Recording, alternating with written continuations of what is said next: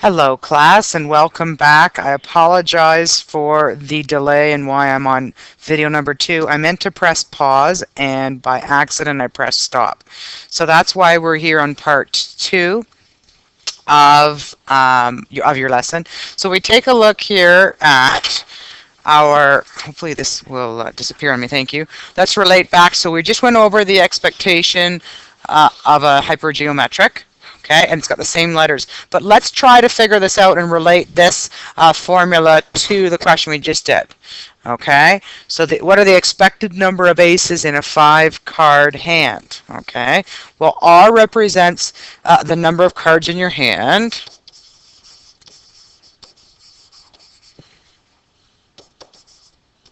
Okay, so therefore R equals 5. Everybody okay with that? Okay, A is the number of successes. Okay, number of ways to be successful. So number of aces in deck. Okay, so we got, sorry, big announcements going on, so I'm trying to stay focused here. Okay, so number of aces in the deck, so therefore A equals 4. Okay, N is the total number, so number of total cards. Okay, so therefore N equals 52. So we go to take a look at the expected value here, guys. Okay, with the new formula we had, which is R times A over the N. So it's 5 times 4 divided by 52, which equals 0.3846.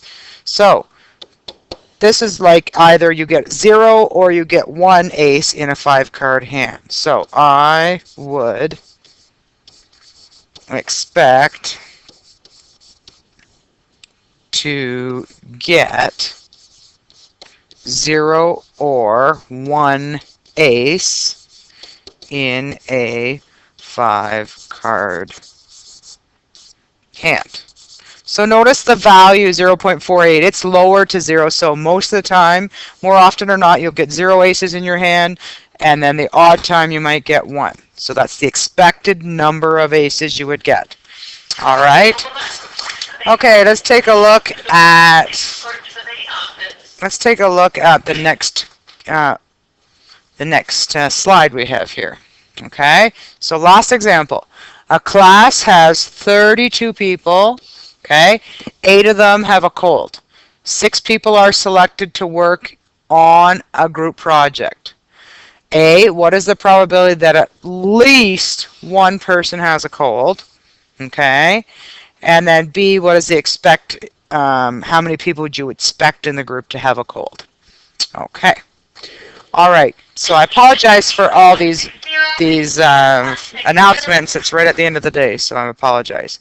So first of all, what probability would have at least one person having a cold? Well, just remember, we have to know that this is hypergeometric, because when we select the total number of people, there's less people left, right? So it's hypergeometric when we select people, the total left to select is less. Because we're not replacing them back, we're picking them, right? So what do we call that? No replacement.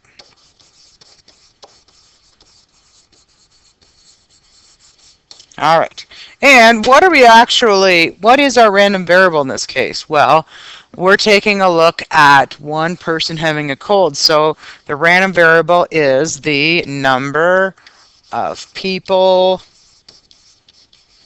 with a cold. Okay.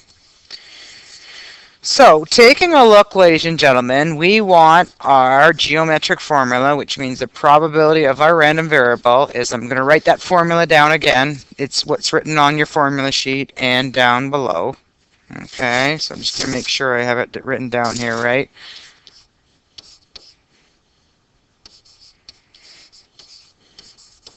So I'm just copying it from the formula sheet. I'm not doing anything. But I want you to realize, folks, that this sign here means to multiply. Okay? All right, and that X here, this is the number of successes in those ones, okay? All right, so what do we know from our problem? The problem is we have 32 people, so that tells me that N equals 32, okay? It says six people, sorry, eight of them have the cold, so that means A is 8. Okay, that's the subgroup of successes if you want to think about it. Subgroup of successes. Okay, and then the last thing we need to do is how many are we selecting? We are selecting 6 for the group, so that means R equals 6.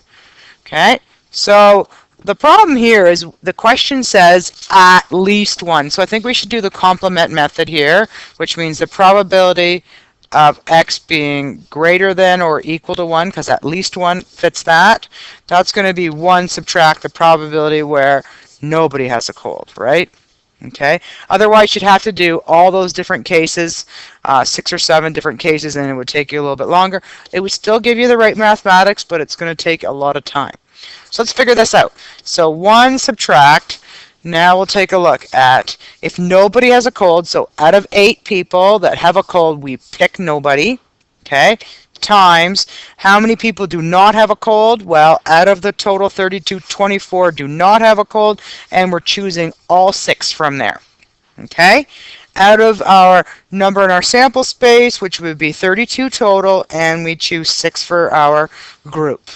Okay. Don't forget this is a big solid one. Okay, so it's going to be 1 subtract, plug this in your calculator, you'll get 0.1485. Okay, plug it in and you get 0.8514. Okay, so what does that mean? That means therefore there's an 85% chance the group of 6 have at least 1 cold person with a cold. Okay?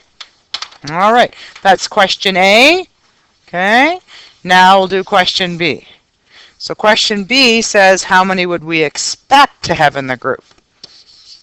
Okay, so again, we're going to do the expectation formula.